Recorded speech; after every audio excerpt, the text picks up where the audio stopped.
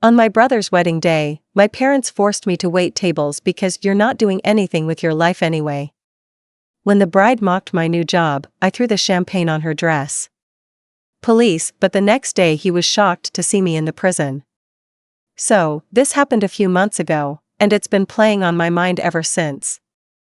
I'm really hoping to get some perspective here because, honestly, I'm torn about what I did. My younger brother Marcus was getting married. I'm 28, still figuring things out, and as usual, I've always been the disappointment in the family. My parents didn't waste any time reminding me that I hadn't done anything with my life. They thought I was just wasting time. So, for Marcus's wedding, they forced me to help by waiting tables at the reception. I felt humiliated, but there wasn't much I could do to change their minds. Then, the bride, Marcus's new wife, Olivia, mocked me for the job I was doing.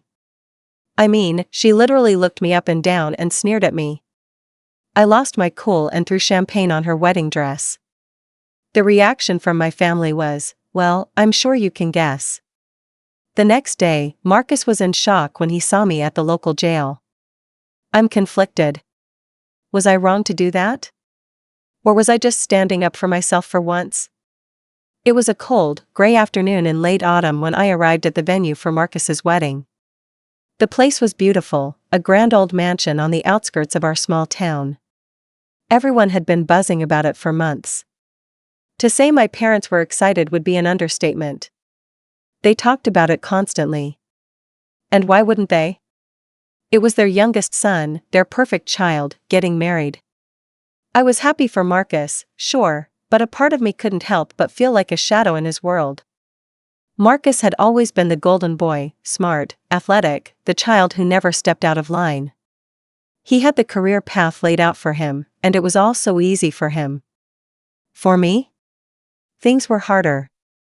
I had dropped out of college a couple of years ago, struggled to find a career path I was passionate about, and now worked as a server in various catering jobs.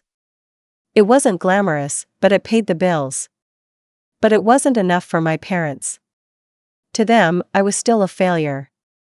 And that's why, when Marcus's wedding was approaching, they didn't offer me any part in it other than to help out.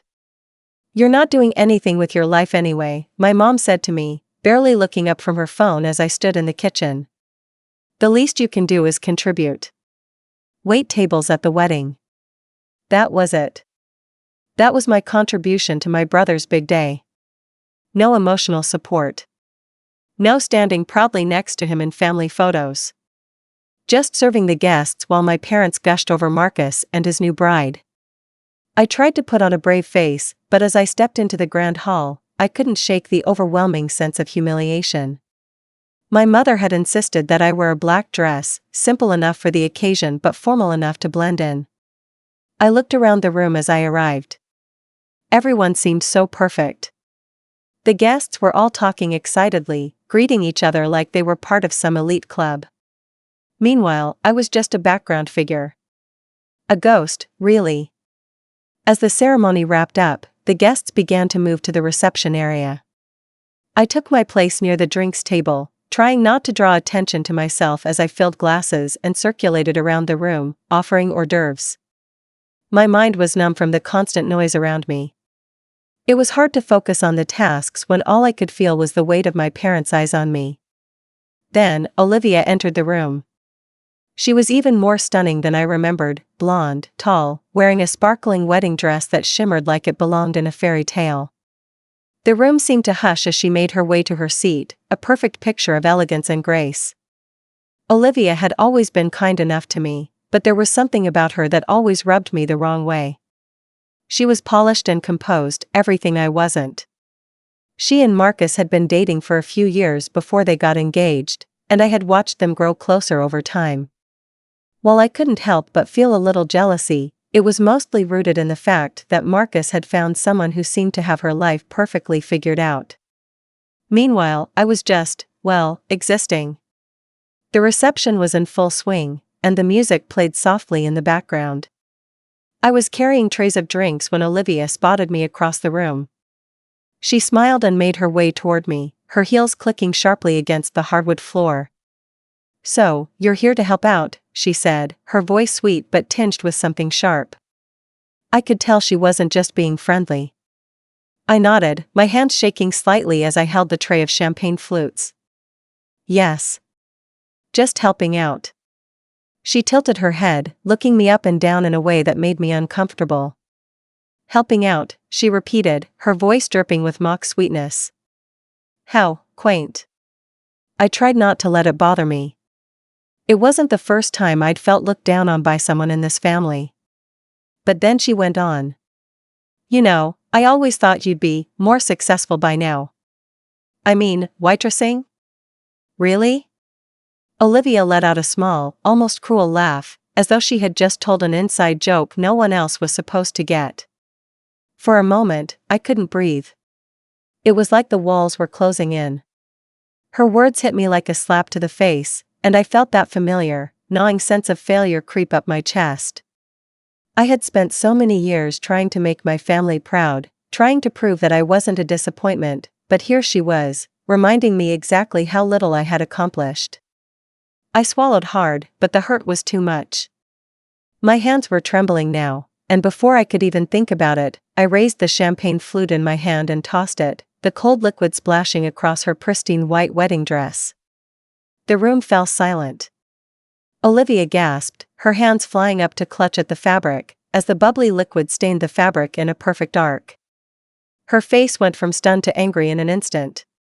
She opened her mouth to shout, but before she could say anything, my parents were already rushing toward me, their expressions horrified. "Anna." My father's voice was low, but it shook with fury. "What the heck is wrong with you?" I didn't say anything. I couldn't. I could feel my entire body shaking, and I wanted to run, to escape the suffocating feeling of everyone's eyes on me. But then Olivia turned to face me again, her face twisted in a sneer. "You're crazy, do you know that?" she hissed, her voice dripping with disdain. "What kind of person does that? Do you even care about this family?" I don't know what happened after that. I don't remember if anyone said anything else to me. I just know that I was so angry, so beyond embarrassed, that I didn't care anymore. I didn't care if they hated me, if they never spoke to me again. I was done being the invisible one. But the night didn't end there. I wasn't even sure how it happened, but the next thing I knew, I was sitting in the back of a police car, the hum of the engine the only sound in the thick silence. A guest, one of Olivia's friends, I think, had called the cops, and I was escorted out of the venue. The officers didn't say much to me as they took me to the local station. I didn't resist, didn't fight them. I felt like a complete fool, but the worst part was that I didn't regret what I'd done. The hours spent in that small, cold holding cell felt like an eternity. I couldn't stop replaying the events in my head, trying to piece together where everything went wrong. My hands were still trembling, and my heart thudded painfully in my chest. I couldn't quite figure out if I was more ashamed of the scene I caused or relieved that I'd finally stood up for myself, even if it meant completely wrecking my brother's wedding. The officers barely spoke to me. They just sat at their desks, flipping through paperwork and making the occasional call. I didn't expect anyone to visit me, my parents were too angry to come down, and Marcus would probably be too upset to even look me in the eye. But when they did finally come, my father and mother, they didn't speak at first. My dad walked in with that stiff, angry posture that I had grown all too familiar with over the years. He looked at me for a moment, like he didn't know what to say, before finally muttering, "What were you thinking, Anna?" I didn't answer him. There wasn't much to say. It was all out of my hands now. My mother, who always wore that mask of control, her smile too bright and her voice too perfect, looked at me with disappointment etched across her face. "We don't even know what to do with you anymore," she said, her voice cracking slightly. "You've embarrassed us. You've embarrassed Marcus." The tears that had been welling up inside me all night finally broke free, though I wasn't sure why I was crying. Was it because of their words? Or because I realized that, no matter what I did, I would always be a disappointment to them? I could feel my father's icy glare. "We'll get you out of here," he said, his tone cold. But don't think for a second that this is over. They paid my bail, and I was released from the station, but the car ride home was a quiet, tension-filled affair. Not a word was spoken between us as we drove through the streets, the city lights blurring past the window. The house felt even more suffocating when we returned. It was a big house, 5 bedrooms, marble countertops, high ceilings, but all of it felt so empty now. My mother didn't even wait for the door to close behind us before she launched into another tirade. "You ruined everything, Anna. Everything. This was supposed to be a happy day for your brother, but you had to make it all about you, didn't you? Can't you just learn how to behave?" Her voice shook with anger, her words a sharp, relentless barrage. I stayed silent. I didn't know how to respond anymore. The guilt, the shame, the anger, all of it was sitting heavily on my chest. But deep down, there was a part of me that felt something else, something I hadn't felt in years. Maybe even ever. I felt free. For the first time in a long time, I didn't care what they thought. It didn't matter anymore. But it was Marcus's reaction that stung the most. He stood by the door, still in his tuxedo, looking like a picture of devastation. His face was pale, his expression a mixture of confusion and hurt. I had never seen him look at me like that before. "Anna," he said, his voice barely above a whisper. "I don't even know what to say to you. You've embarrassed me. You've embarrassed Olivia. Do you even realize what you've done?" I could see the anger and hurt in his eyes, and I hated myself for it. But even more than that, I hated how much I wanted him to understand. I wanted him to see how suffocating everything had been, how his wedding, his perfect day, was just another reminder of how I didn't measure up.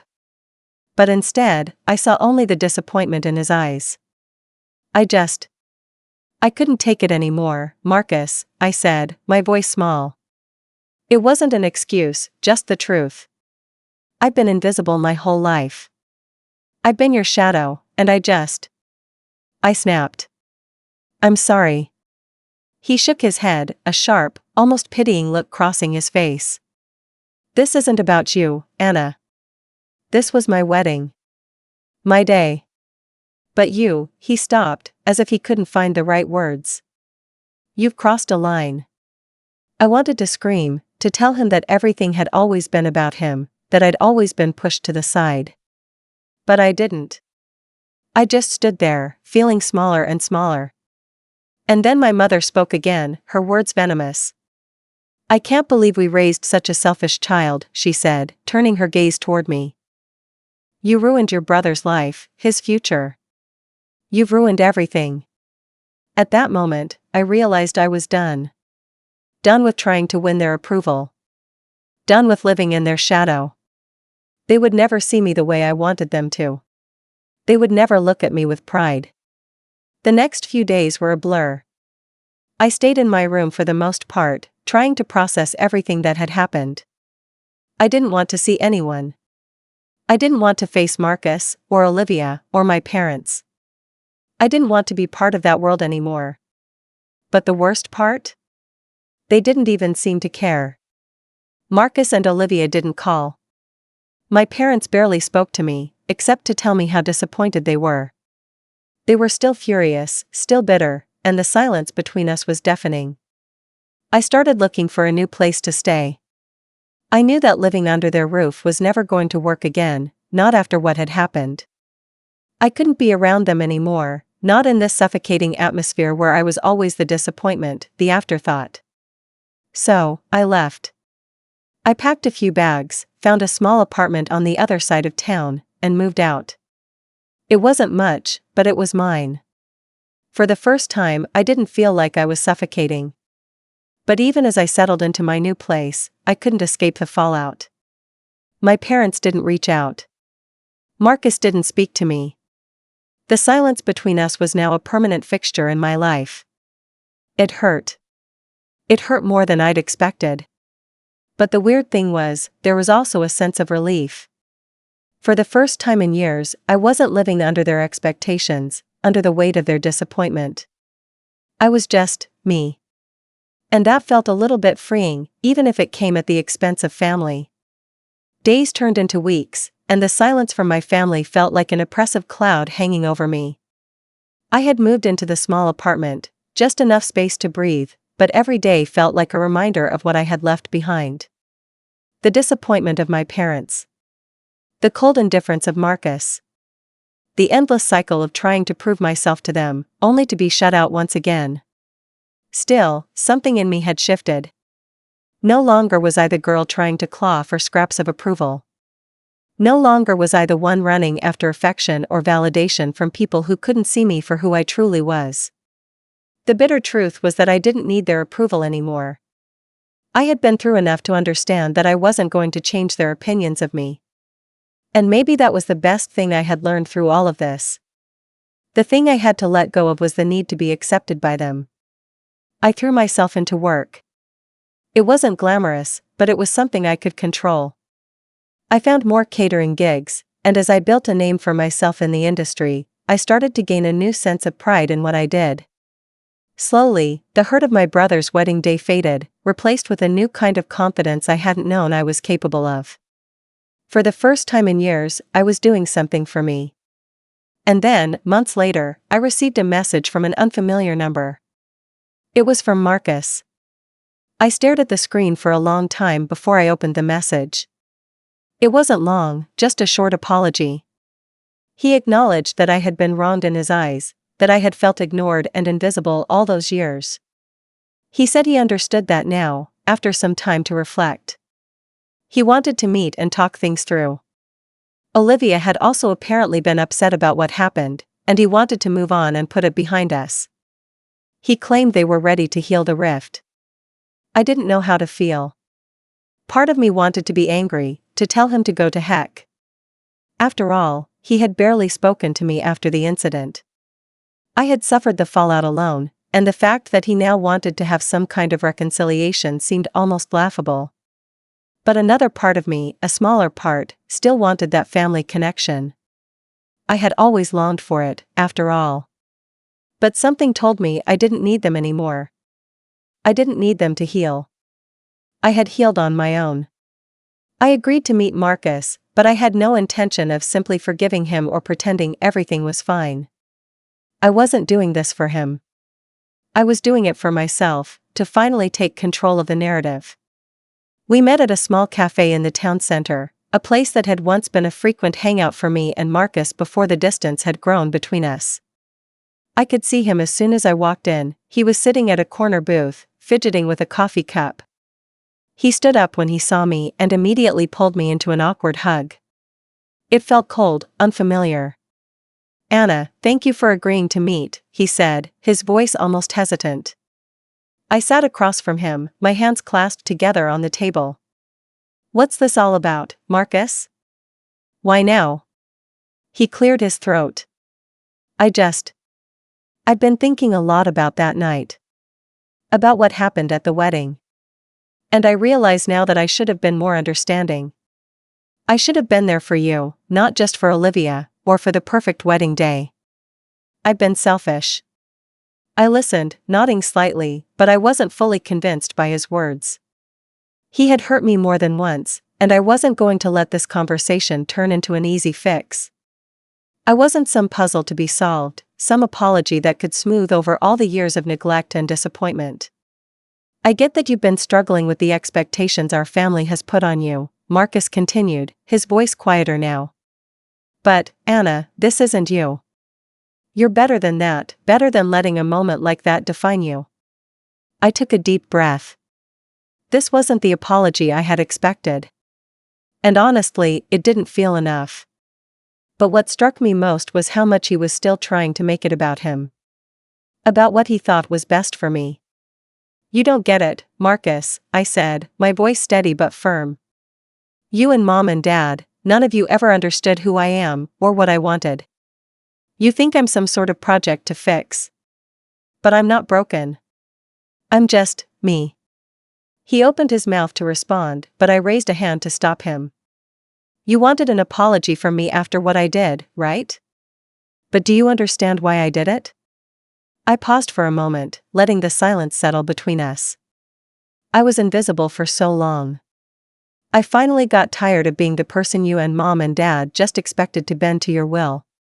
You don't get to take that away from me. Marcus's expression faltered. He looked like he had been caught off guard, like my words had struck a deeper chord than he had anticipated. Anna, he began, but I wasn't done. Look, I continued, I get that you want to fix things. I get that you want to move on. But I've already moved on. You're not the same person you used to be, and I'm not either. You don't get to control my story anymore. I stood up then, gathering my things. I'm not angry anymore, Marcus, I said, my voice calm. But I don't need your apology. I've already done the hard work of forgiving myself. And if you want to find a way back to me, it's going to take more than a simple sorry. A few days later, I received a letter from Olivia. It was a handwritten note, full of polite words but devoid of any real sincerity. She expressed regret for how things had gone at the wedding, mentioned how much she wanted our families to reconcile, and finished with a sentence that felt like it was lifted straight from a self-help book. I hope we can move forward together, Anna. I read the letter once, then tossed it in the trash. I wasn't bitter. I wasn't angry. But I wasn't going to let them use me to fix their image of the perfect family. Olivia and Marcus would go on with their perfect life, but I wasn't going to be a part of it anymore. The satisfying part? I didn't need them to feel whole. I had built something for myself. I was no longer the invisible girl waiting in the background. I was the one who had the power now, the one who made the choices. And in the end, that was the revenge I had craved for so long. Not some petty act or some dramatic showdown, but the power to finally walk away and live my life on my terms. It wasn't about winning. It was about choosing myself. And that, in its own way, felt like the sweetest revenge of all.